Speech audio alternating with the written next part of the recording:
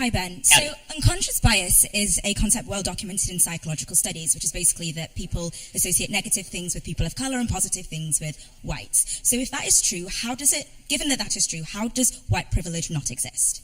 Okay, so you're asking about unconscious bias. I apologize because it's kind of echoey, but the question was, if there is unconscious bias, just to repeat it so I'm making sure I get it right, if there is unconscious bias, how does white privilege not exist? The question is, given that there is unconscious bias, how does white privilege not exist? So number one, when I speak about white privilege, yes, so when I speak about white privilege, I'm speaking specifically about behavior. Okay, there have been no studies, and really I've looked at these studies, the connection between what they call implicit bias, this is their favorite phrase now, implicit bias, unconscious bias, and biased behavior has yet to be proven at any level that is even remotely necessary to be used in, for example, a courtroom, which is why it's never been used in a courtroom.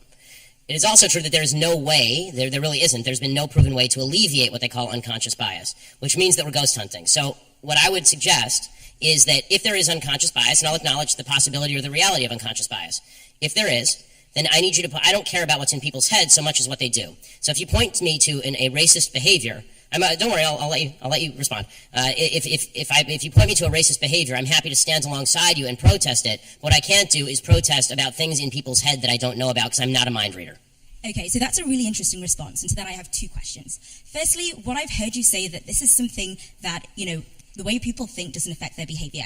So that's the first thing you've said. So I'm really curious if you can kind of give me another example of a thought that somebody has which doesn't affect their behavior. Like, do people who, support Trump not vote for him? Like, I'm very curious about that. Yes. And secondly, so the second thing that I want to ask is that if it's something it's hard to fix, does it mean we shouldn't do anything about it? Because you said, I don't know if we can change how people think. Does that mean we shouldn't try? I mean, first of all, not a great impression. But beyond that, my voice isn't that low. But beyond that, as far as the first question, which is, do people have thoughts that don't manifest in behavior? Yes, all the time. For instance, every thought that you have about walking up here and strangling me right now.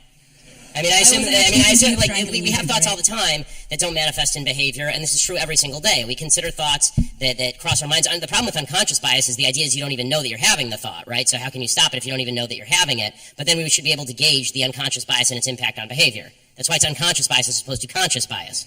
And the idea behind unconscious bias is that it's not even a ghost, it's a ghost of a ghost, because you don't even know you're having the thought.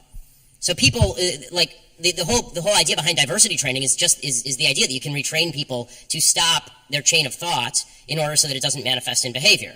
I don't think that every thought manifests in behavior. If it did, then every time a man saw a good-looking woman walk down the street, a straight man saw a good-looking woman down the street, we'd have a real mess on our hands. So the second question, the idea was a little too broad for me to respond to, which is, just because something is tough, don't we have to face up to it? Yes, we have to face up to tough things all the time. And one of the tough things I would suggest that we face up to is that you have a lot more control over your own behavior and the decisions you make than the supposedly widespread unconscious bias of people you've never met.